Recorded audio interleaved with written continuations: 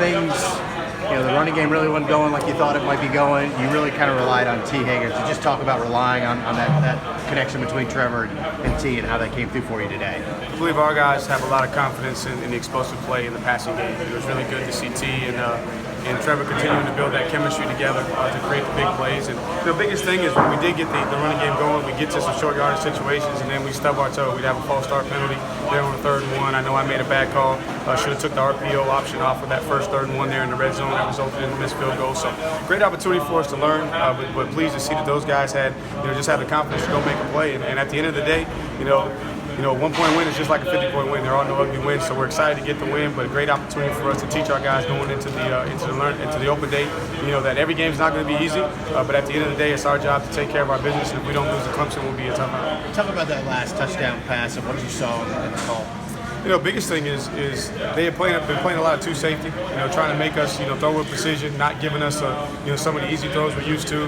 I think one of the 3rd downs before, we had a corner ball there. Their Mike Backer did a great job of running underneath and breaking up the play. Was actually anticipating they were going to be probably in a 2-shell. They started playing a lot of 2-shell coverage, and they took a chance and played one-on-one, and T got the release, and Trevor had the protection and delivered the strike. What did you learn about your guys on every play that they truly did matter? Every snap, every play from start to finish. What did you learn about your guys in the heat of the moment? Well, they got the heart of a champion. At the end of the day, they found a way to win. When a play had to be made, they made the plays that needed to be made to win the game. And so you're proud of those guys and just continue to allow them to understand that the winning's in the details and the preparation. But at the end of the day, it comes down to the will to win, and those guys show that they got the will to win.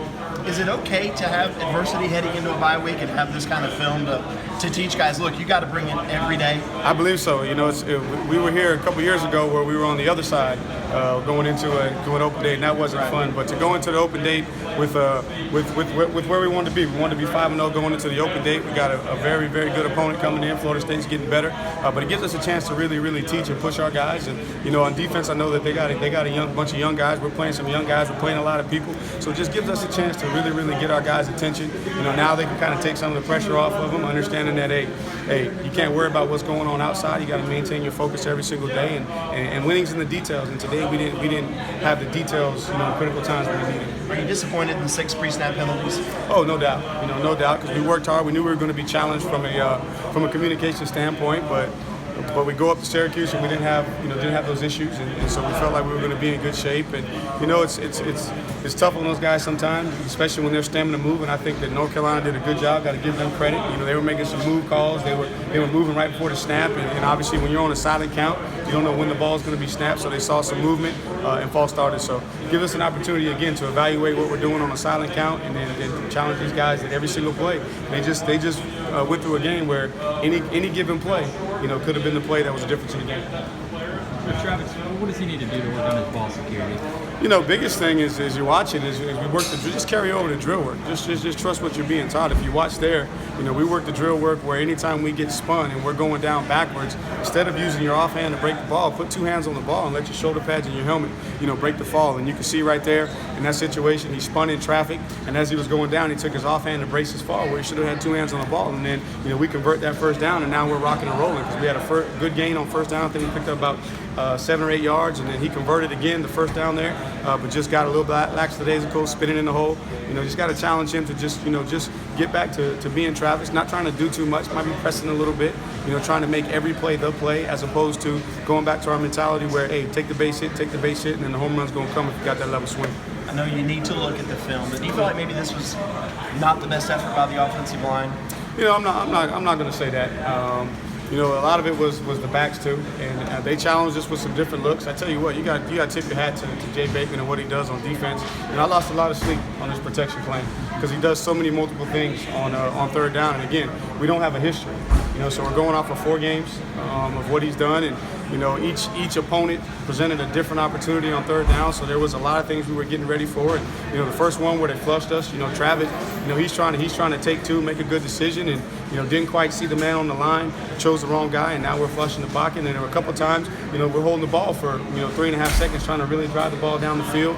Linebacker comes off late, gets a hit on the quarterback. So I got to watch the film before I say that about the offensive line, because at the end of the day, they found a way to get us a win. We had 1 recorded sack, and then Trevor, extended some plays. So it's a collective effort when you start talking about protecting that quarterback. if they had gotten that 2-point conversion, are you sitting there thinking, all right, here's my first 3-5 plays? Oh yeah. You know, oh get yeah. the ball back. Oh yeah. So when they took over with the ball on that last drive, you know, I got two thought processes. I'm thinking about 4 minutes.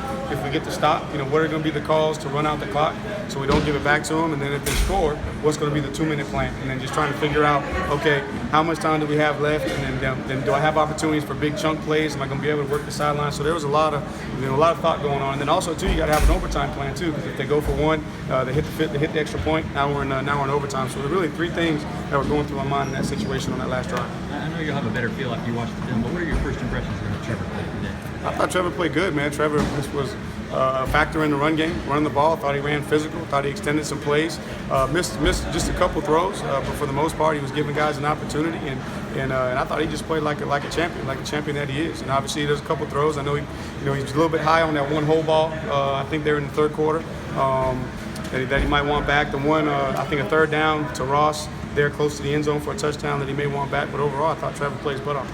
It seemed like every time you guys needed a big play, T. Higgins was there to deliver. What can you say about his performance today? He just continues to be T. Higgins. I mean, I think we know what we got in all of our wideouts, T included. You know, we feel like we got the best core in the country, and those guys have made play after play. And so it's just continuing to give us confidence that we can still execute at a high level from an explosive standpoint. And the biggest challenge for us over the last couple of weeks early in the season is don't just live and die on the explosive play. Let's be efficient. So we were actually 8 of 15, over 50% on third down, which is an improvement. But we put ourselves in some situations where we could have easily been, 10 of 15. But we were in 3rd and 1. We false start. Now we're 3rd and 6. And those are a little bit harder to convert than 3rd and 1. And one of those third downs on me, I should have took the RPO off and not given Trevor the option and just hand the ball to Travis. That first one in the first half where we had to kick the field goal we missed.